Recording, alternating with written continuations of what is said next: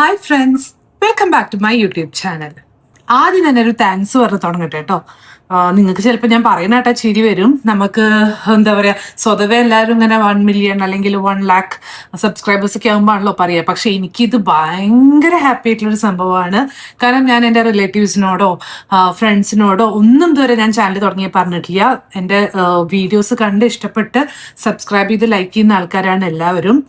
അപ്പോൾ ഇപ്പം 88 സബ്സ്ക്രൈബേഴ്സായി ഞാനിപ്പോൾ ഈ വീഡിയോ എടുക്കുമ്പോൾ, അതേപോലെ അത്യാവശ്യം വ്യൂസ് ഇൻ ദ സെൻസ് നിങ്ങൾ നോക്കുമ്പോൾ ചിലപ്പോൾ അതാ ഞാൻ പറഞ്ഞത് നിങ്ങൾക്ക് ചിരി വരുന്നത്. എന്തായാലും ലോങ് വീഡിയോസിന് തന്നെ ഒരു 2K വ്യൂസ് അല്ലെങ്കിൽ 500+ വ്യൂസ് ഒക്കെ ആയി തുടങ്ങി. അപ്പം കീപ് സപ്പോർട്ടിങ് പ്ലീസ്. അപ്പോൾ എന്തായാലും അതിന് എല്ലാവരോടും once again thank you so much.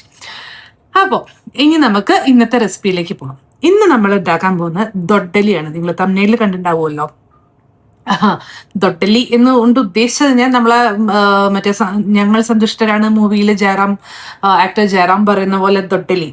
അതിൻ്റെ നമുക്ക് ഒന്നും കൂടെ അതിന് ടേസ്റ്റിയായി ഇഡ്ലി മാവ് ഒഴിച്ചിട്ട് ഇഡ്ലി പാത്രത്തിലല്ലാതെ ചട്ടിയിൽ ഒന്നും കൂടി ടേസ്റ്റി ആയിട്ട് എങ്ങനെ ഉണ്ടാക്കാം എന്നുള്ളതാണ് നോക്കാൻ പോകുന്നത്. നല്ല ഫ്ലഫി ആയിട്ടുള്ള ദൊഡ്ഡലി.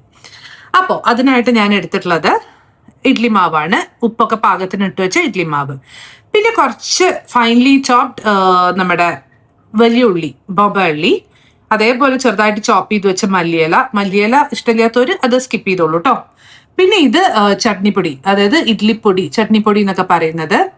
ഇതെങ്ങനെയാണ് ഉണ്ടാക്കുക എന്നുള്ളതിന്റെ വീഡിയോ ഞാൻ ഇതിന് മുമ്പ് ചെയ്തിട്ടുണ്ട്. ആരെങ്കിലും കണ്ടിട്ടില്ല വെച്ചാൽ എല്ലാവരും പറയുന്ന പോലെ എന്താ ഞാൻ ഇവിടെ ലിങ്ക് കൊടുക്കാം. ഇങ്ങനെയൊക്കെ പറഞ്ഞിട്ട് ഇനിയിപ്പോൾ അവിടെ ലിങ്ക് കൊടുക്കാൻ പറ്റുമെന്നൊന്നും എനിക്ക് അറിയില്ല കേട്ടോ. ഞാൻ ഇതിൽ വെരി ന്യൂ ആണ്. എന്തായാലും ഇവിടെ ലിങ്ക് കൊടുക്കാൻ ശ്രമിക്കാം. ഓക്കെ. പിന്നെ നെയ്യ്, ഇത്രയും കാര്യങ്ങളാണ് നമുക്ക് ഇതിലേക്ക് വേണ്ടത്. അപ്പോൾ വീഡിയോയിലേക്ക് കിടക്കാം. അപ്പൊ അതിനായിട്ട് നമ്മളിവിടെ ഒരു വെള്ളപ്പച്ചട്ടി എടുത്തു വെച്ചിട്ടുള്ളത് കേട്ടോ. നോൺ സ്റ്റിക്കിന്റെ ഒരു വെള്ളപ്പച്ചട്ടി എടുത്തു വെച്ചിട്ടുള്ളത്. ഇനി നമുക്ക് അടുപ്പ് ഓൺ ചെയ്യാം. ഒന്ന് ചൂടാവട്ടെ, അതിന് വെയിറ്റ് ചെയ്യാം. അപ്പൊ അത് ചൂടായി തുടങ്ങിയിട്ടുണ്ട്. ഇപ്പൊ നമ്മൾ ആദ്യം തന്നെ ചെയ്യേണ്ടത് നെയ്യ് എടുത്തിട്ട് ഒന്ന് നമുക്ക് ബ്രഷ് വെച്ചിട്ട് ഒന്ന് കംപ്ലീറ്റ് ചട്ടിയിൽ തടവി കൊടുക്കാം.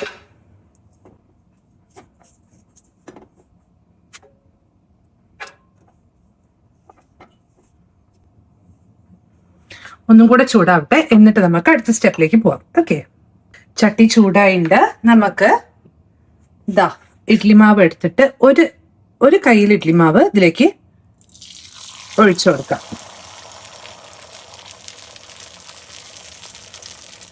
ഇനി നമുക്കൊരു 2 മിനിറ്റ് ഒന്ന് അടച്ചു വെക്കാം കേട്ടോ. സിമ്മിലാക്കിക്കോളൂ, ഇല്ലെങ്കിൽ അടി മാത്രം കരിഞ്ഞു പോകും. ഒരു 2 മിനിറ്റ് കഴിഞ്ഞിട്ട് അടുത്ത കാര്യം പറയാം. 2 മിനിറ്റായി, നമുക്കൊന്ന് തുറന്നിട്ടായി തുടങ്ങുന്നുണ്ട്. ഈ ഒരു സ്റ്റേജിൽ നമുക്ക് കുറച്ച് ചെറിയ ഉള്ളിയും കുറച്ച് മല്ലിച്ചപ്പും ഒന്ന് വെതറി കൊടുക്കാം. അതുപോലെ നമ്മുടെ എടുത്തു വെച്ച പൊടിയില്ലേ, ഈ പൊടി ഞാൻ കൈകൊണ്ട് തന്നെ ആക്കുന്നത്, എന്നാലും എല്ലായിടത്തും ഇങ്ങനെ ഒരേപോലെ ആവുള്ളൂ. പൊടിയും ഒന്ന് വെതറി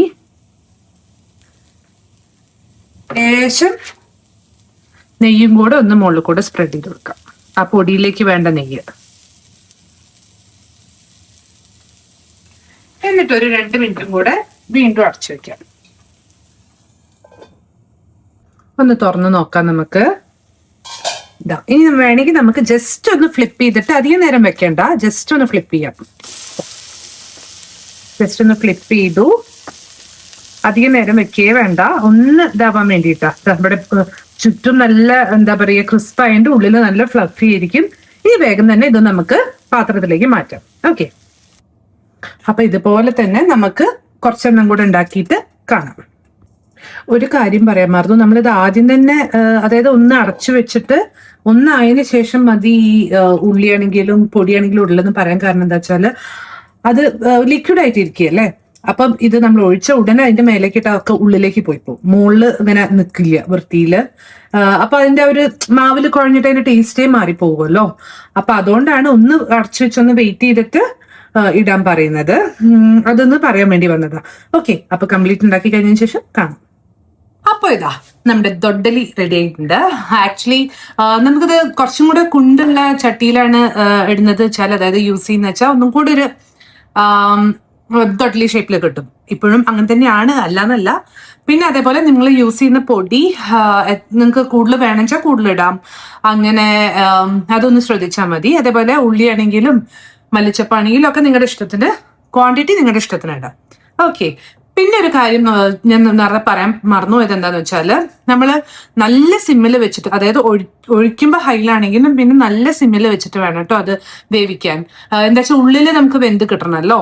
എന്നിട്ട് നമ്മൾ ഇൻ ബിറ്റ്വീൻ ഇടയ്ക്ക് നമുക്കൊന്ന് ആയി എന്ന് തോന്നിയാൽ ഒരു ഫോർക്കോ എന്തെങ്കിലും ഒരു നൈഫോ അല്ലെങ്കിൽ എന്തെങ്കിലും ഒരു കോല്, ടൂത്ത് പിക്ക് പോലത്തെ ഉണ്ടാവില്ലേ, അത് വെച്ചൊന്ന് കുത്തി നോക്കിയാൽ മതി ഉള്ളിൽ വെന്തോ എന്നുള്ളത്. അപ്പൊ ഇത് നല്ല ടേസ്റ്റിയാണ്. നമ്മൾ പൊടി ഇഡ്ലി, പൊടി ദോശ എന്നൊക്കെ പറയുന്നതിന്റെ വേറൊരു രൂപം അതാണിത്. ഞാൻ പിന്നെ ഇതൊരു ഭംഗിക്ക് വെച്ചോന്നേ ഉള്ളൂ. ഇനിയിപ്പം പൊടിയോ ചട്നിയോ ഉള്ളിച്ചമ്മന്തിയോ ഒന്നും ആവശ്യമില്ല സത്യം പറഞ്ഞാൽ. വേണമെങ്കിൽ അത് കൂട്ടുകയും ചെയ്യാം. ഇതല്ലാണ്ട് തന്നെ വെറുതെ കഴിക്കാൻ പറ്റുന്നതേ ഉള്ളൂ. അപ്പോ വൺസ് അഗെയിൻ ഞാനൊന്നും കൂടെ ഇൻട്രോയിൽ പറഞ്ഞതിനെ പറയുകയാണ്, നിങ്ങളുടെ ഓരോ ഷെയറും ഓരോ സബ്സ്ക്രിപ്ഷനും ഓരോ ലൈക്കും ഓരോ കമന്റും ഓരോ വ്യൂവും ഒക്കെ എനിക്ക് ഭയങ്കര ഇമ്പോർട്ടൻ്റ് ആണ്. അപ്പൊ കീപ് സപ്പോർട്ടിങ്. അപ്പൊ അടുത്ത വീഡിയോയിൽ കാണുന്നവരെ ബൈ.